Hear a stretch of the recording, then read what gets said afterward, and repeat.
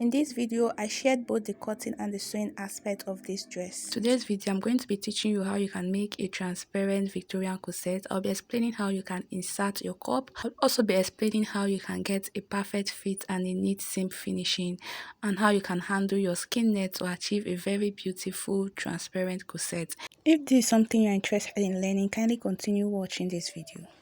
I've gone ahead to mark out my basic line, and this is just my startup line. All my measurements started after my startup line. I marked out my shoulder measurement divided by 2 and a basic neckline of 3 by 3.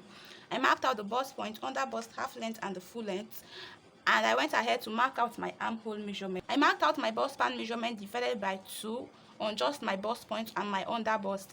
Now you can decide to take your bust span line all the way to the down like this. That is if you want a basic look, but I would not want a basic look. That is why I did not extend my bust span line down like this. So I'm going to be spicing this up by connecting my bust span line to the front center like this. So I'll come to the full length and I'm going to measure 1.5 inches from the front center, and I'm going to connect this like this. Now this is how my bust span line is going to look like. I'll go ahead to insert the dart, and for the dart I'm going to be using ½ inch to the center and 1 inch to the side, giving me a total of 1.5 inch. And I'm going to be marking that on the half length and the full length. I'll connect my marked out point like this. I'm going to go ahead to insert my body measurement.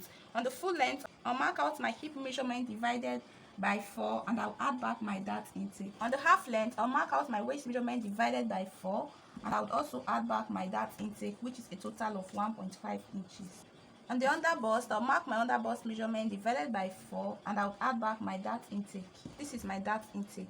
On the bust point, I'll mark out my bust measurement divided by 4, and I'll not be adding any dart intake since our dart did not get to that point. Just go ahead to connect this like this.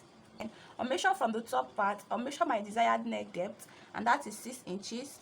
I'll place my tape after my 3 by 3 inch neck depth, and I'm going to measure my cleavage depth. Now, for a better understanding on how to take your corset measurement and the understanding of the measurement terms I'm using, kindly check the description box for the link to our corset measurement video.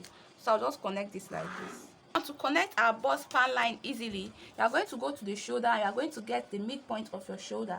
The midpoint of your shoulder is whatever you get here divided by 2, and mine gives me 2.25, and I'm going to connect it like this. All right, so this is our bust span line to the top.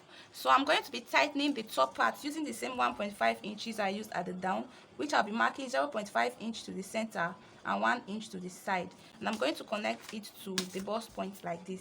We are going to be blending the curves later. So next, we are going to be snatching the waistline, and to snatch the waistline, you take in any inches you know that you can be comfortable with. So I'm going to be drawing another style line. Now on the half length, that is where your snatch should be.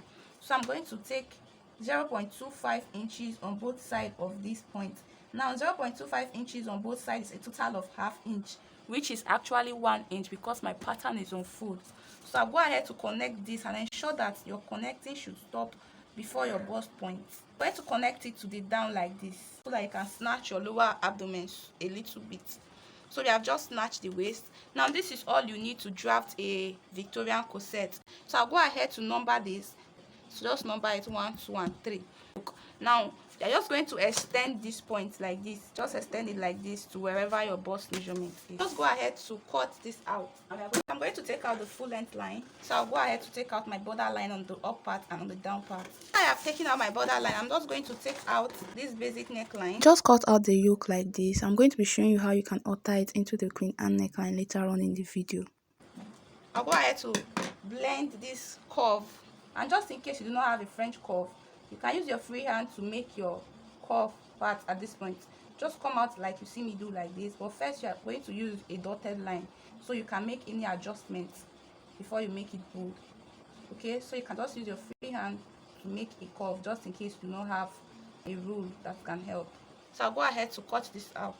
I'll take out the dart. I'm going to take out the snatch dart. Now I'm just going to take this all the way to the top like this. I just stop the dart here. So I'll go ahead to take out the side shaping. So this is the front pattern. I'm going ahead to draw the basic lines for the back, and I use a 3 inch wide for the neckline and a ½ inch wide for the neck depth. So this is my bust point, under bust, half length, full length, and I drew the bust span line straight as there's no need to alter the bust span line at the back. And for the dart intake, I'm just going to be using 1 inch like this for the dart intake, and you're going to be connecting this like this. And you're going to make sure you end your dart before it gets to the bust point. You're going to go ahead to insert your body measurement, ensuring you add back your dart intake when necessary. So I'll go ahead to connect my mark dart point like this. Right, so you're going to be determining the neck depth for the back. So I'll mark 6 inches here. Now you're going to determine how deep you want it to be here.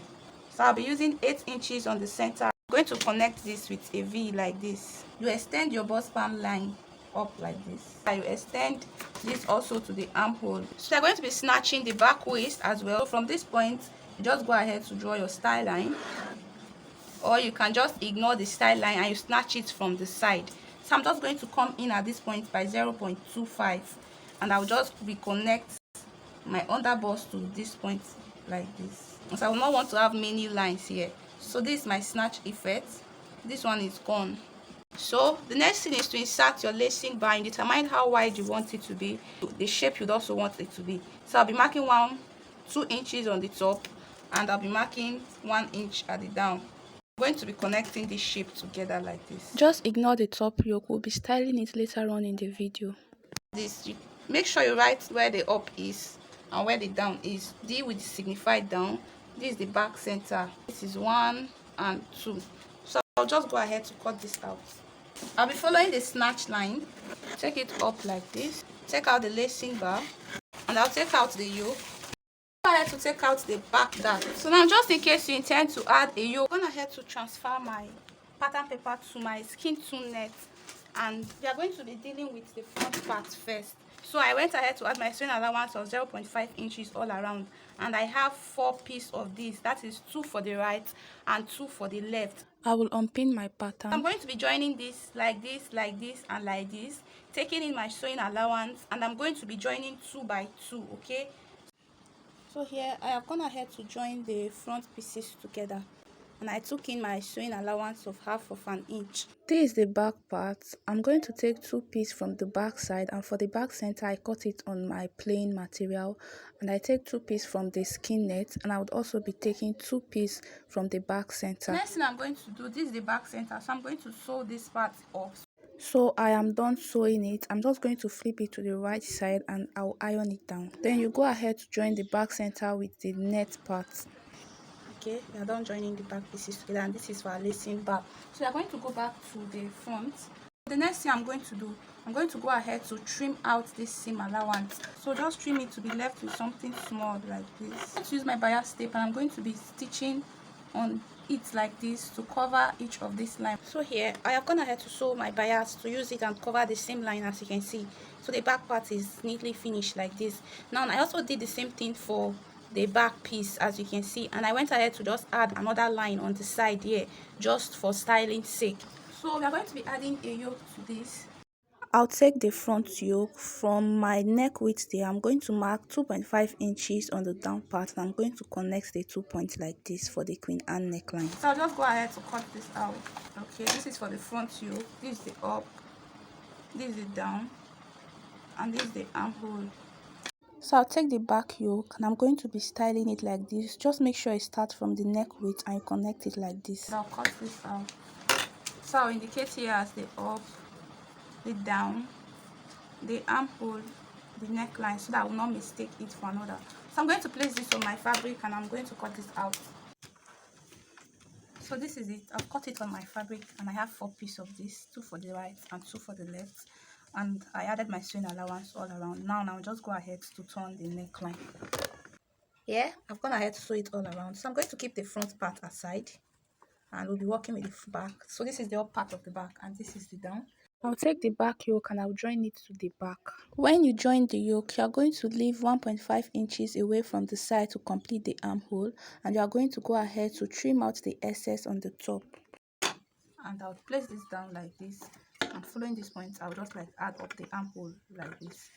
Next, I'll be using the bias tape to cover that seam at the top. So from the up, you first sew the bias like this, so that you're going to like use it to cover up the seam and also finish this part. Okay, so I'll go ahead to top stitch it and I'll do the same thing for the second side. So I've done it for the both sides, and I went ahead to create a line to serve as a boning channel for the back center.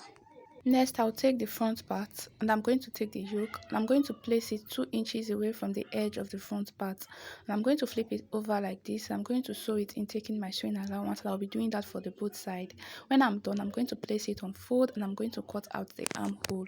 To turn the neckline, you are going to get net and you are going to place it on fold like this. You place the front on it, ensuring that the yoke is in between like this, and you are going to go ahead to turn the neckline, sewing it from one end to the other. So I'm done sewing. I'll trim out the excess and I'll carefully clip the center of the corset. Next, you are going to turn it to the right side and you are going to get your corset cup that you'll be fixing inside of it.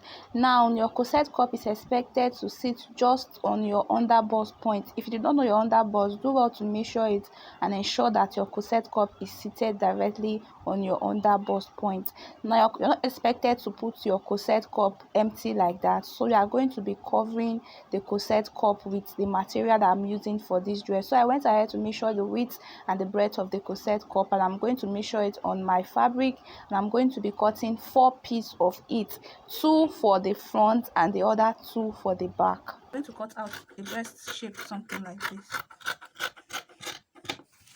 I'll just go ahead to join it here for each one.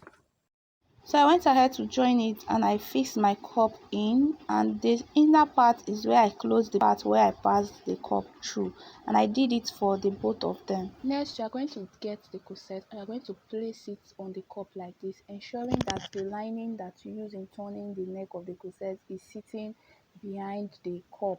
Alright, we are going to ensure that your cup is sitting directly on the underbust. You are going to start by pinning this all around. Now make sure that your cup is seated on your underbust and make sure you take your time on this.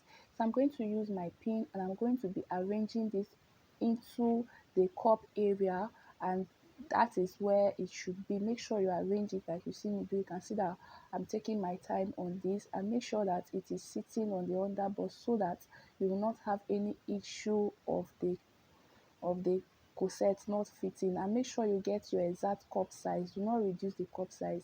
Do well to also pin the lining down into the corset backside like this. Now I'm going to be hand tacking this the same way I pinned it, and I'm going to be using the same method I use on this part to do the second part. So I have gone ahead to pin the boot cup. I'll be tacking it later, but before that I'm going to take the back part and I'm going to be joining the both shoulders together, and I'm going to be sewing the side. So here I am done joining the shoulder and I've sewn the side. Ensure that your stitch is done neatly on the shoulder and that the stitch on the side is also facing the right side. Next, I'll use my bias and we'll cover that place up. I'll do that for the both sides. Then when you're done with this, you go ahead to fix your eyelet and you're going to cut a basic long sleeve and you fix the sleeve. Next, we are going to be fixing the boning and you pass your boning through your bias channels. And for this thread I used to hand tack the cup neatly, I used a beading needle, this beading needle, and an invisible thread. This is the 2 things I use in tacking the bra cup neatly. So before you pass your boning through, you're just going to blend the top part like this, and please use a plastic bone as that would hold more firmly than a sew-on bone. So I'll just go ahead to fix my boning through the channels. When you are done fixing your boning, it should look like this. It should be curved inward so that when your body applies pressure, it will bring it out. So next, I went ahead to use my bias tape to finish the hem like this. You just use your bias tape and pipe it the normal way of piping. So this is just it about the transparent Victorian corset with Queen Anne neckline. If you have any questions, do leave your questions in the comment sections. And well, I went ahead to wear the Victorian corset with my padded skirt, and you can see that it is giving all the vibe. Yes, we have an online class on hip and butt padding. If you're interested, you can send me a message on WhatsApp. See you in my next video. Bye.